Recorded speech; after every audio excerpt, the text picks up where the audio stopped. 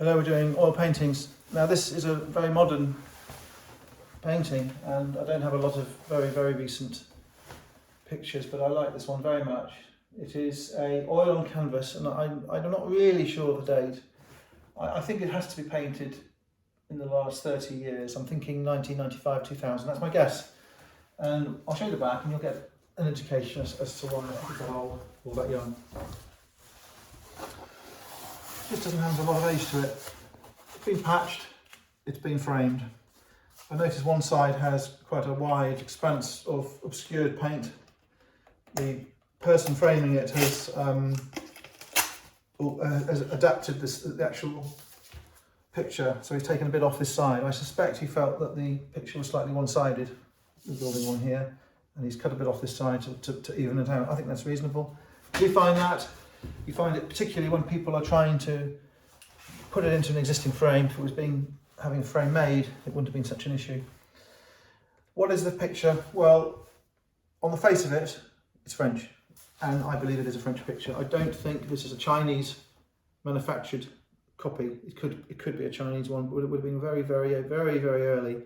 And I would say this predates the current influx of international factory painted Chinese paintings.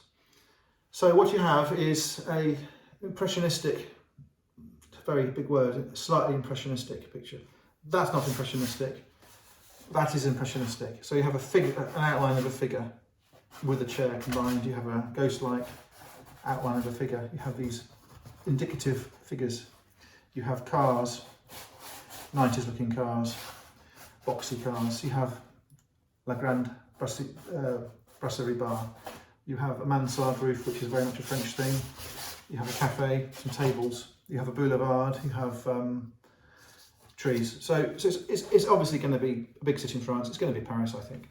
A very long, tall sky, using turquoises and chalky blues and sort of greeny colours. Very nice picture. It's bright, it's cheerful, it's interesting. It has a very interesting signature. Now, this is the only signature I've ever seen or recall seeing where you have a signature and then behind it you have the same signature as a shadow. Does it say Jamalle? I don't know what it says. I can't read it. I can't find this artist, so obviously that's for someone else to find. But it has this sort of very interesting double signature. I like that very much. Never seen it before. I'll probably never see it again. My feeling is it's a furnishings picture. My feeling is it was painted for gallery.